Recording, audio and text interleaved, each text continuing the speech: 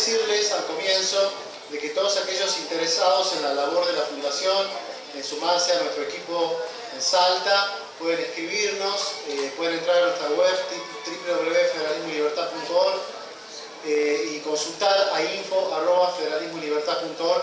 Toda la información está en los trípticos institucionales. Bueno, vamos a tener un panel, más o menos 15 minutos cada uno de exposición, así avanzamos con el programa. Va a presentar este panel de puro periodismo Juan Manuel Agüero, de Fundación Naumann. Bueno, hola. Muchas gracias, José Godoy, y gracias a todo el público presente de continuar en esta jornada, en esta segunda edición de los desafíos del periodismo. Y en esta oportunidad tenemos un panel muy prestigioso, muy importante. Luego del panorama y del marco internacional y nacional y de la historia de la libertad de expresión en Salta, vamos ahora a enfocarnos cada vez un poco más en lo que es la profesión, cómo la profesión, hoy el periodismo, digamos, enfrenta este nuevo marco, este nuevo desafío del mundo y de la era digital y de la comunicación. Entonces, para eso vamos a comenzar con Daniel Desein, quien es presidente de ADEPA, de la Asociación de Entidades Periodísticas Argentinas, vicepresidente también de la Sociedad Interamericana de Prensa y miembro de la Asociación Mundial de Periódicos, ¿sí? Es abogado y tiene un posgrado en Relaciones Internacionales y Estudios en Periodismo en Freedom Forum y la Fundación García Márquez. Muy bien, Daniel. ¿Sí? Bueno, buenas tardes. Gracias, Juan Manuel, por la presentación. Muchas gracias, José Godoy, y al resto de las autoridades de la Fundación por la invitación y felicitaciones por esta valiosa iniciativa. El enfoque que quiero dar a la charla es un tanto herético para mis colegas, ya que voy a hablar de números y voy a hablar de plata. Pero si queremos tratar de vislumbrar un posible futuro para el oficio y para la industria periodística, creo que es necesario poner ciertas cifras para a partir de ahí apoyar cualquier hipótesis en datos más duros. El primer número que les quiero dar tiene que ver con el periodismo gráfico, ya que en sus redacciones se encuentran todavía las principales usinas de generación de periodismo de calidad, ese periodismo que ejerce un contralor frente a los poderes en general, ese periodismo que suministra a los ciudadanos los elementos con los que estos pueden participar de manera activa y fundada del sistema democrático. Y por lo tanto hablar de este periodismo implica hablar sobre las perspectivas institucionales del país. El primer número que les quiero dar tiene que ver con la industria de los diarios y es el volumen de su facturación. ¿Cuántos dólares en promedio se generan dentro de los periódicos a nivel mundial? Esa cifra es de 170.000 millones de dólares, que para ponerlo en alguna perspectiva es más de 3 veces el PBI de Uruguay, y para contrastarlo con industrias más o menos similares es significativamente superior a la industria de la música, a la industria del cine, a la industria del libro. Estas empresas emplean a cerca de 3 millones de personas, que es más o menos la cantidad de habitantes que tiene un país como Uruguay casualmente, y proviene básicamente de dos vertientes, que son los dos elementos de análisis tradicionales para tratar de medir la salud económica de las empresas periodísticas en general, que son la circulación, la cantidad de ejemplares vendidos, que es una relación directa con la audiencia, y la publicidad. Hoy, después de la irrupción de Internet en nuestras vidas, tienen a su vez subespecies, ¿no? Publicidad digital, circulación digital, que está ligada a la suscripción, al pago por el acceso online, y las vertientes tradicionales. Lo que podemos añadir de este número es que en los últimos 5 años esa facturación ha caído un 7%. ¿No? Entonces sigue siendo muy relevante en cuanto al volumen, aleja esta cifra las visiones apocalípticas respecto de la situación del sector, pero claramente hay una tendencia preocupante hacia adelante. Y la segunda, en la composición de esta cifra, es que el 92% de estos ingresos siguen proviniendo del papel. Solo el 8% provienen de Internet. Es decir, que nuestra transición hacia lo digital es extremadamente lenta. A 20 años de la aparición de las primeras ediciones online de nuestros diarios, año 95, Los Pioneros, Los Andes de Mendoza, luego la mayor parte de los diarios que ustedes conocen en el 96, y a 2 décadas todavía no hemos conseguido un modelo sustitutivo, es decir, cambiar los viejos vertientes de ingresos por nuevas fuentes de ingresos. El 45% de esta cifra proviene de la circulación y un 55% el 45% proviene de la audiencia y un 55% de la publicidad. Antes la relación publicidad-audiencia era muy favorable, sobre todo en los países del primer mundo, a la publicidad. Y esto ha caído y es uno de los problemas que vamos a analizar un ratito. Pero yendo a la circulación y tratando de sacar de lado las imágenes ultra pesimistas respecto de la situación actual o de la relación con las audiencias, podemos marcar que diariamente se vende un promedio de 718 millones de ejemplares en el mundo. Entonces, un ejemplar cada 10 habitantes. Y esta cifra ha crecido un 21% en el último lustro, en los últimos 5 años. Con lo cual, gran parte de las predicciones que todos conocíamos, la famosa predicción de Bill Gates en el 2002, diciendo que en el 2012 no iba a haber más papel, no iba a haber más diarios, no iba a haber más libros, evidentemente se contradice con esta situación. Ahora, gran parte de la explicación de esta cifra está ligada a dos países que son China y la India. China y la India representan el 62%, prácticamente 2/3, de todos los ejemplares que se venden en el mundo. Eso tiene que ver con los dos países con mayor población, con clases medias que se han expandido extraordinariamente de la mano de crecimientos económicos en las últimas 2 décadas de 2 dígitos y de la entrada de todo este segmento a consumos que antes estaban ligadas a estas clases a las que no pertenecían los nuevos integrantes de este segmento. Con respecto a la publicidad, para tratar de medirla, pues, tenemos que ponerlo en contexto y señalar que toda la publicidad del mundo, es decir, todos los dólares que anualmente los anunciantes ponen en distintos medios y vías de comunicación para promocionar sus productos es de 580.000 millones de dólares, un poco más del PBI de la Argentina. Y de toda esa torta, el 37% se la lleva la televisión, un 30% se lo lleva a Internet, un 13% los diarios, un 6% las revistas. Pero hace 5 años esta relación, 13 para los diarios, 30 para Internet, era inversa. Es decir, que Internet se llevaba la mitad de la publicidad que hoy se lleva a los diarios, que indica que gran parte de la publicidad que han perdido los diarios se la ha llevado a Internet. También la ha robado la televisión, también la ha robado a medios como la radio, pero el gran perjudicado sin duda ha sido el segmento de los diarios. Para poner una cifra concreta del mercado americano, que es el mercado más fuerte en materia publicitaria, hace 10 años la cantidad de publicidad que recibía era casi un 10% de esta cifra, 50.000 millones, hoy está debajo de los 20. ¿Qué pasa en la web?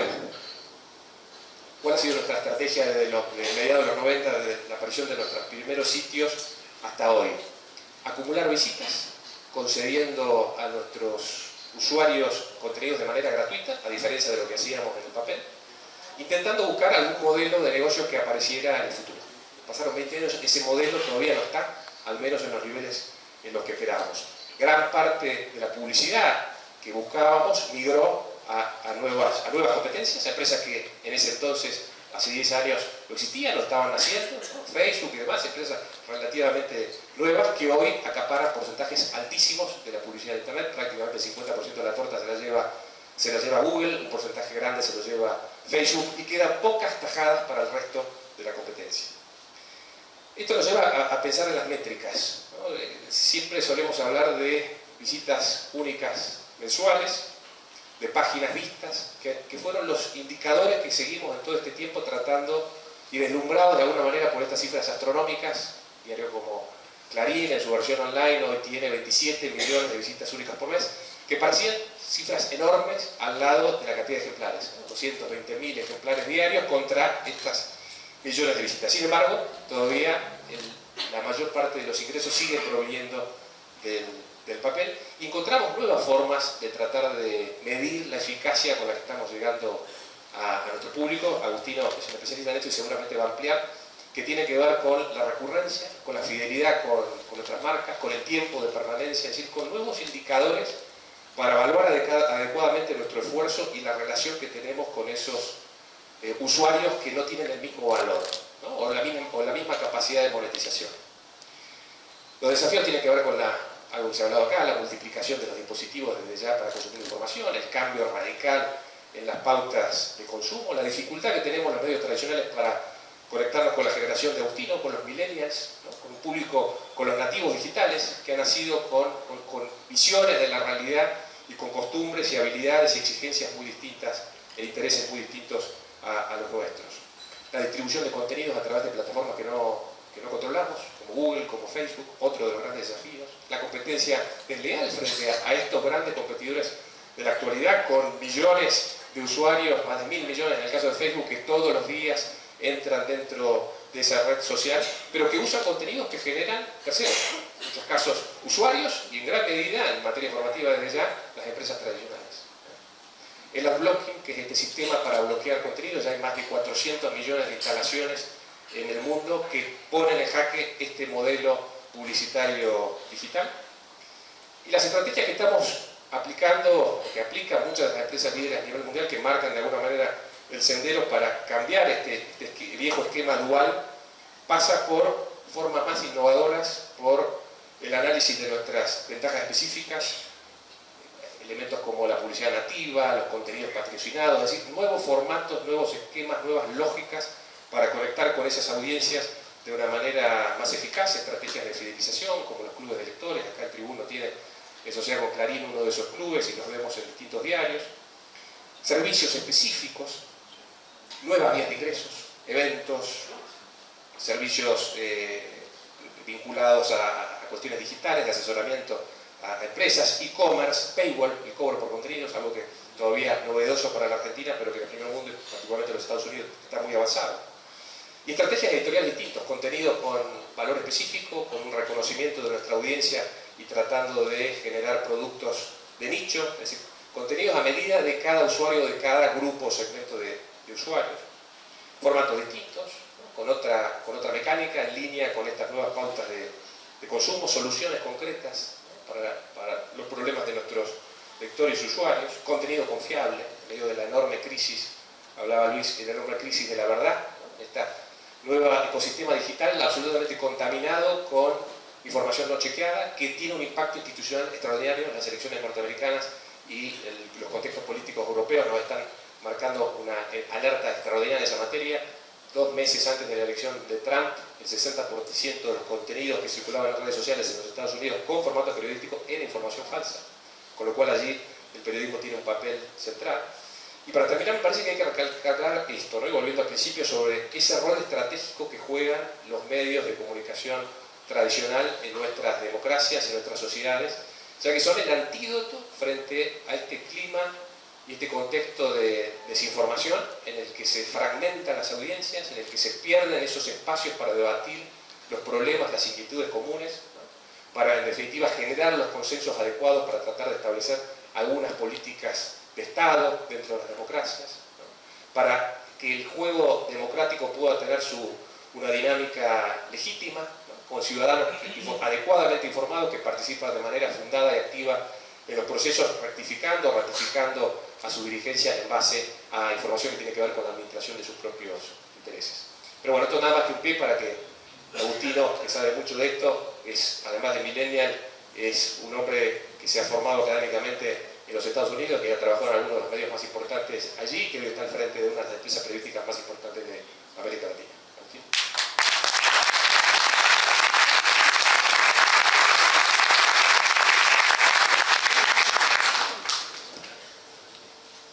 Hola. Muchas gracias, Daniel. Muy interesante tu exposición y sobre todo esta información y datos concretos de la industria de medios y gráficos que realmente son sorprendentes. En esta oportunidad ahora vamos a escuchar, bueno, al Millennial, ya te han bautizado, al Millennial Agustino Fontevecchia. Él es director, a pesar de Millennial, director digital de Editorial Perfil, responsable de todos los aspectos que tengan que ver con la plataforma, comercialización y otros contenidos digitales, tanto de Perfil como del emblemático diario Noticias y también la revista Noticias y Caras.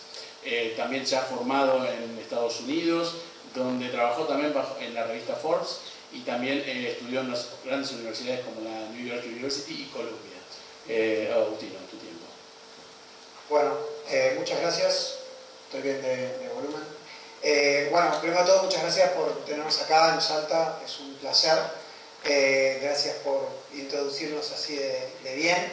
Y a Federalismo Libertad por invitarnos, porque está bueno venir y contar un poco la experiencia que tenemos y plantearles un poco cómo vemos nosotros la realidad y qué estamos haciendo en consecuencia. No voy a hablar de la posición política de la editorial ni nada de eso, sino Rápidamente, para que después pueda pasar el maestro a charlar con ustedes, un poquito de nuestra visión de cómo son los hábitos de los lectores, qué estamos haciendo en consecuencia y cómo estamos estructurando nuestra capacidad de generación de contenido en relación a los nuevos mundos digitales y los nuevos mundos de audiencia. Tampoco voy a tocar en el tema de monetización y de plata, digamos, me voy a enfocar más en lo que es contenido y plataforma, que me parece que es un poco más importante, y creo que los números que dio Daniel recién respaldan mucho todo el tema de que todavía la monetización no está ahí. Quiero empezar con el tema de que cambiaron dramáticamente los hábitos de consumo. Todos lo sabemos y la mayor evidencia es que en este momento todos tenemos un celular, que probablemente cada vez que nos sentamos en una mesa lo apoyamos sobre esa mesa y que nos sentimos cada vez más desnudos sin ese celular. Pero el celular es una iteración de unos cambios tecnológicos que se vienen dando, que obviamente comienzan con lo que es la web, que ha generado cambios muy dramáticos en lo que es el consumo de información y especialmente el consumo de periodismo. Entonces obviamente se genera esta interconectividad donde hay una libertad absoluta de intercambio de información que es extrema. Hace muchos años, diría hace 5 o 10, que ya son muchos en este mundo tecnológico, se decía que en un día se generaba más cantidad de imágenes y fotografía y videos de lo que se había generado en toda la historia de la humanidad, y creo que lo mismo se sigue viendo cada vez con la cantidad de información que generamos. Hoy en día, seas millennial o seas de una generación que es 100% nativa, como la generación, creo que la generación Y es ahora la nueva, o seas una persona de más de 65 años, tenés acceso a un mundo de información gratis y en todo momento y en todo lugar. Y eso cambió dramáticamente todo. Entonces vamos rápidamente al tema del primero, es el mundo web. El mundo web es distinto al mundo mobile. El mundo mobile es una iteración nueva. El mundo web se caracterizó por la información gratuita. La gente quería acceso a información en este momento, no le importaba dónde, pero todavía consumía de una manera similar a como consumía cuando leía diarios en papel. Es decir, con afinidad a ciertas marcas, yendo a buscar la información y no esperando que esté disponible en cualquier lado. Y lo que predominaban eran los sitios web y los portales. Entonces uno iba a Clarín o al New York Times o después a Wikipedia. En su momento Alta Vista era el buscador más grande, muchos lo recordarán, y hoy parece algo antiguo. Lo que generó ahí es que de a poquito se empezó a desintegrar el monopolio de donde se concentraba la información. Y ahí pasamos a la segunda etapa fuerte de la web, que es una en la que estamos hoy, que también la estamos por superar, que es la etapa de los celulares, de los smartphones, y la etapa de las redes sociales. La red social logró destruir el monopolio o oligopolio que tenían los medios de comunicación, bajo el cual toda la información y los que garantizaban que esa información era veraz, real, etc., eran los medios tradicionales. Con las redes sociales, con todo el tema del fake news que habló Daniel recién, lo que pasó es que no había una sola voz, sino una multiplicidad de voces, y aparecieron los blogs, apareció, como hoy sabemos, todos podemos en este momento hacer una comunicación en vivo, en video, a través de Facebook, Instagram o Snapchat u otras plataformas. Entonces ya no necesitabas toda una serie de componentes caros para ser un poco marxista, en un sentido ya no necesitabas tener el control de los medios de producción para poder comunicar, sino que todo el mundo tenía esa posibilidad. Entonces lo que pasó es que nosotros como medios llegamos a un punto en el cual tenemos muchísima más competencia y a la vez hemos llegado a un lector que es mucho menos leal, sino que busca la información donde está. La información viene a él a través de redes sociales, y cada vez más la red social ha perdido contra las apps de mensajería.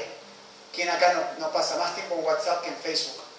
Es decir, eso es algo que hoy en día ya tiene más tiempo de uso promedio ese tipo de apps. La próxima etapa, lo que se está desarrollando ahora, es todo lo que tiene que ver con voice recognition, reconocimiento de tu voz.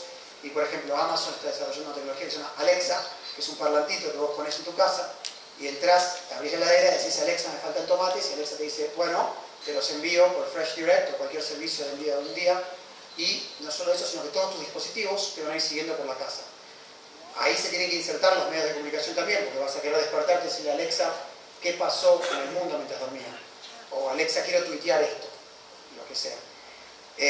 Paso rápidamente entonces a la próxima parte, que es la generación de contenidos. Entonces, lo que no ha cambiado es una de estas frases que no sé si es de McLuhan o de quién, pero que es "Content is king". El contenido sigue siendo el rey.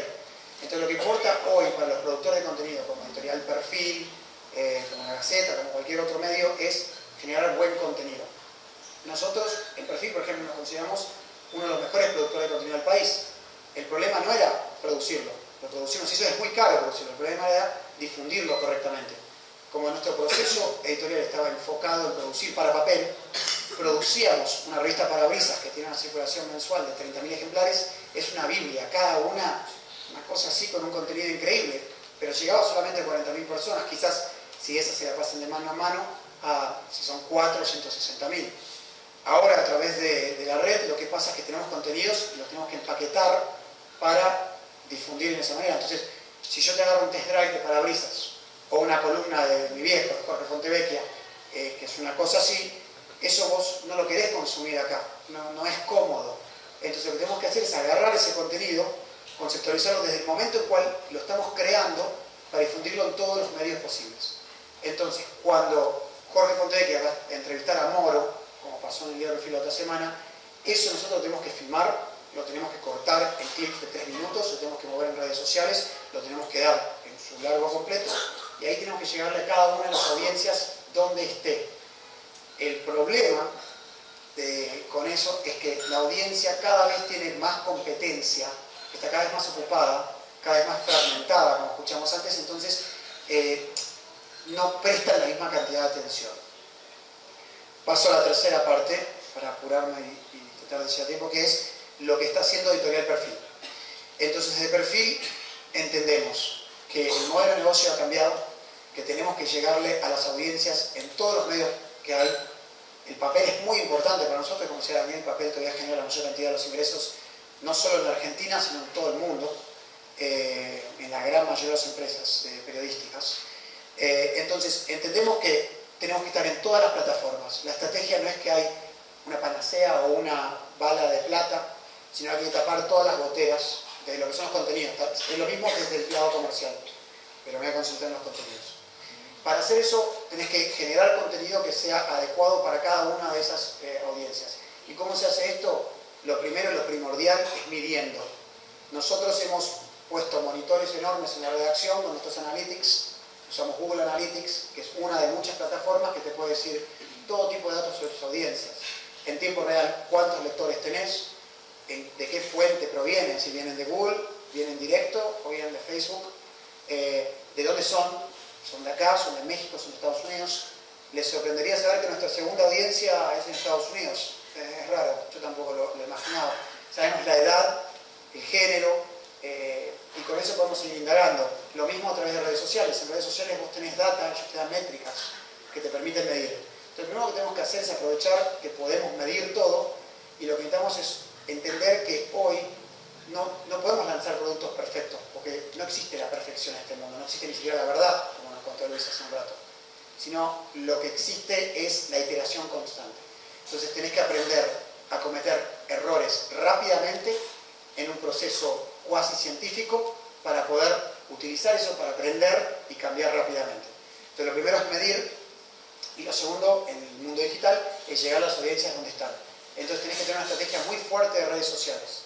Pero hay que siempre tener en cuenta que la medición más importante no es la que nos hizo creer Google, que es cuántas veces cliquearon, sino que la más importante es cuánta atención de cuántas personas vos tenés. Entonces, lo que importa es la combinación de audiencia con tiempo de permanencia. Entonces, por ejemplo, el problema de las redes sociales que nosotros tenemos en Editorial Perfil y que lo tienen todos los medios del mundo, es que cuando vos tenés una página vista por un usuario de red social, lo que pasa es que sube la tasa de rebote, que quiere decir que esa persona entra e interactúa con una sola página.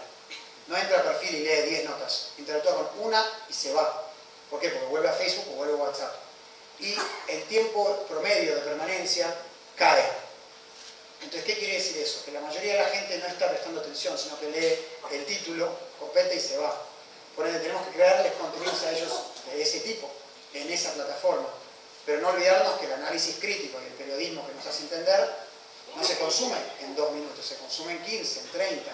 Entonces, también entender que esa audiencia es más valiosa que la anterior, y generar los contenidos a todos ellos. Dos cosas más sobre cómo funciona dentro del perfil. Lo que estamos haciendo nosotros, hemos creado una redacción digital centralizada que se ocupa de lo que es el día a día, el breaking news. Esa redacción trabaja constantemente con todas las otras redacciones de editorial, es decir, con Revista Caras, con Revista Noticias, con las revistas con las redacciones netamente digitales, con Requisito INA, con Parabrisas, con Weekend, con Semanal, etcétera, para lo que creemos es que hoy en día Editorial Perfil es un universo de contenido con muchas pequeñas galaxias que son comunidades de lectores.